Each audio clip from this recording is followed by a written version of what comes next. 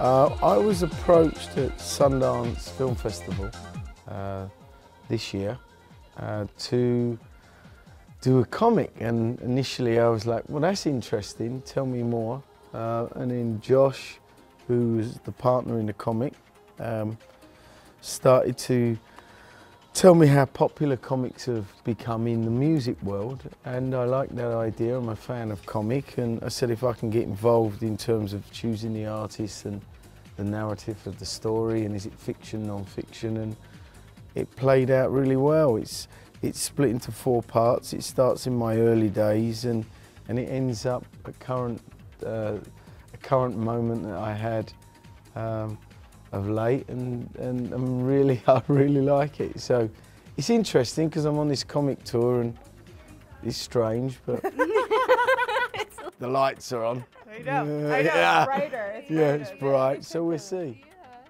You might be having to like make an appearance at Comic-Con. Oh my gosh, that would be They're amazing. already asking me to do it, so We need to make that happen. yeah. It's a whole different fan base you'll have now. Let's see how it goes. Yeah, let's see how it goes.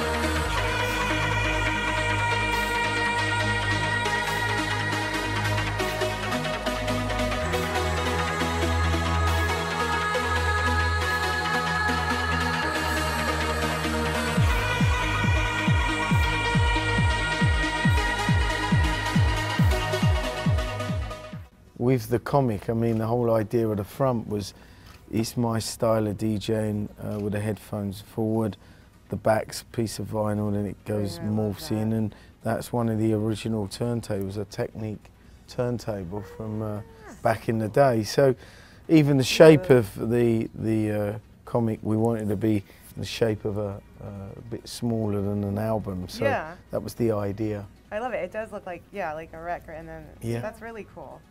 I want to hear more about the inspiration behind the original music that comes with it. Well, I wanted to give people something special. I'm very proud of being able to do a comic like this, being a fan. And for me it was, well, what can I do that's different and special? Well, why don't I do a mix that's some of my favourite tracks, some of the tracks that I've made, played in a different way, and only available as part of this. So yeah, it's I'm happy with it. I love the concept of it, like just combining music and like a graphic novel. It's kind of genius. And Ian, who is sitting alongside me this evening, I mean, I haven't met him, but we spoke over the phone, and he did part 3, and I love what he done. You know, it's really out there, it's really edgy. So, yeah. So Perfect. It's like a perfect match. Yeah. Yeah. It's funny because in the recording studio, you're collaborating together. When you're working with artists, they're living all over, you know, the country, and you're talking to them. You're walking through the process, FaceTime, and also each artist has done a different chapter of my life. So the first artist is a younger me, and then when you get to the end, which is, you know, current times, it's where I am now and how I look. Welcome your brothers and your sisters beside you. Share this moment as Paul Oakenfold guides us.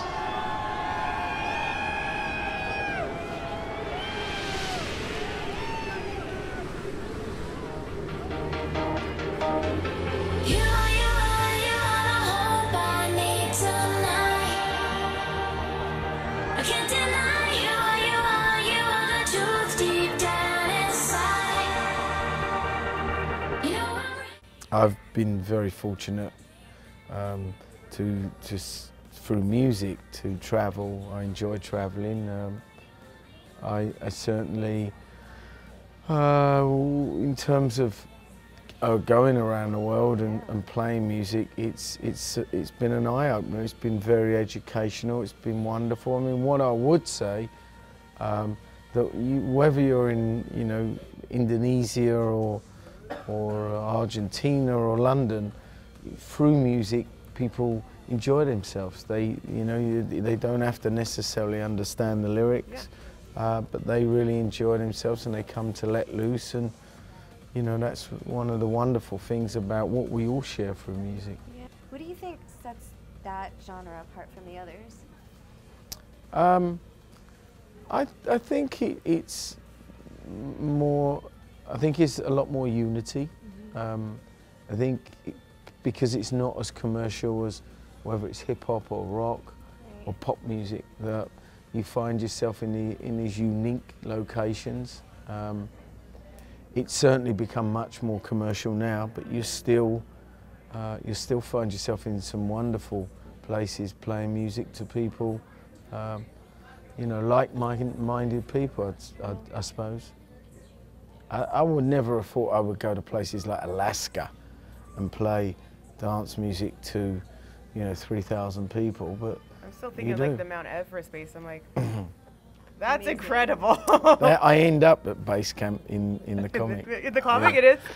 That's where we end it, which was earlier this year.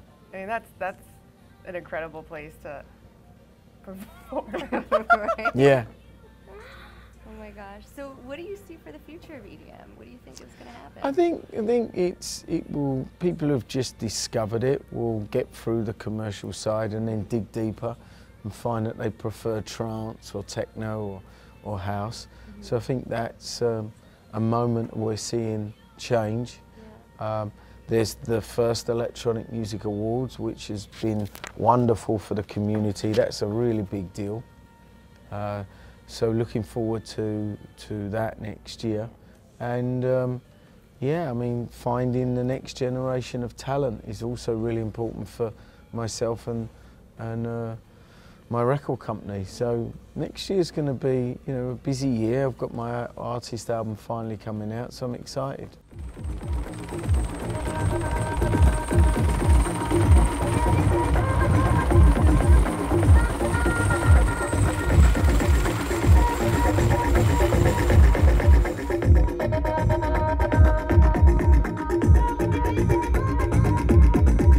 It's been a long trek. 10 days to get up here. We've been up here 2 more days setting up. So 2 weeks in, we pulled it off. And it's a wonderful moment for the locals, the community. We're raising money, awareness.